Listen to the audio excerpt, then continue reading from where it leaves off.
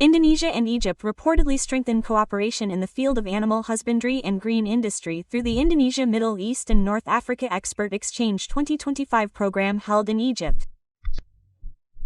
The program aims to encourage sustainable animal husbandry practices and the management of quality fresh milk that will have an impact on increasing productivity and income of small to medium-scale farmers in Indonesia. In addition, this activity serves as a forum for knowledge exchange between countries related to food innovation, farmer empowerment, and good day farming practices.